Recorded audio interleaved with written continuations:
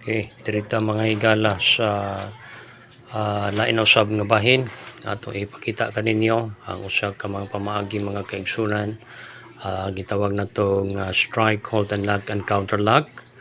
Unsaon paghubad sa mga bunal, unsaon paghubad usab sa hubad. No, morning ato adiri aduna tay gitawag nato usab nga mga confidential technique nga dili nato usab gina-post mga kigalaan sa social media for the sake mga kahigalaan nga aduna tay mga dili angay nato nga ikapakita og angay lang usab nato kini gamiton sa atong kaugalingon kung kini usab gikinahanglanan natong gamiton, no. So mo kini atong gipakita diri ka mga kahigalaan, mga partial mga kaigsunan aran lamang nga makahatag kanato og mga pamaagi ug unsaon nato pagdepensa sa atong mga kaugalingon mga higala. Sumo adri atong nakita mga kaigsunan ang atong mga estudyante nga nag-perform sa ato ang mga pamaagi. Muning mga gitawag na mo ning Robinian style technique mga higala, no. So mo ni tungod kay aduna tay kaugalingon nga mga pamaagi. So muni atong gitawag na tong Robinian style at technique mga higala. So dinhi na to usab makita mga kaigalaan ang kanilain nga mga pamaagi.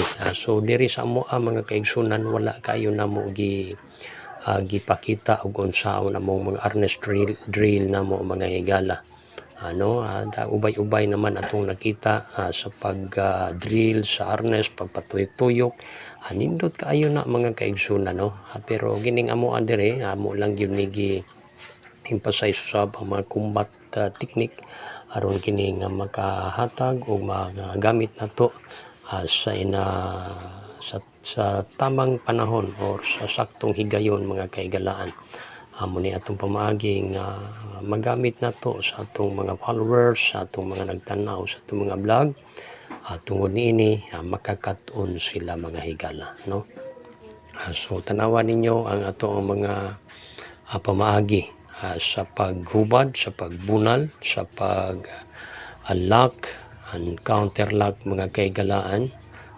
Tanawan ninyo ni amo ni ang ato ang mga pamaagi mga higala sa atong mga kaigsunan nga gustong makakat-on niini. Mo ni ato ang ipakita mga higala na gi-perform sa ato ang mga estudyante, no, sa RRA martial arts ni Robinian style technique.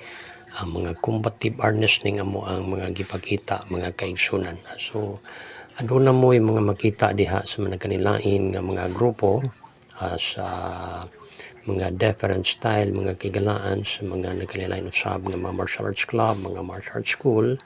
Pero kining ato sa mga kaigsunan aduna po tay pinasahi nga mga pamaagi. Inoon aduna tay nagkanilain nga mga konsepto mga pamaagi sa gamit niini mga kaigalaan. So mo ni ang ato ang makita sa maong video mga kaigalaan sa alang sa gusto usab nga mga kat-on sa pagdepensa sa ilang mga kaugalingon just in case ug aduna mo'y mga senaryo nga susama niini nga mga panghitabo aduna mo'y mga magamit or makita nga mga pamaagi nga sayon ra kayo sa paghubad kung adunay mga higayon nga inganion mo sa usa ka tawo, no. Mao ni ang ato ang gamiton ilabi na sa ato mga street fighting nga mga higala.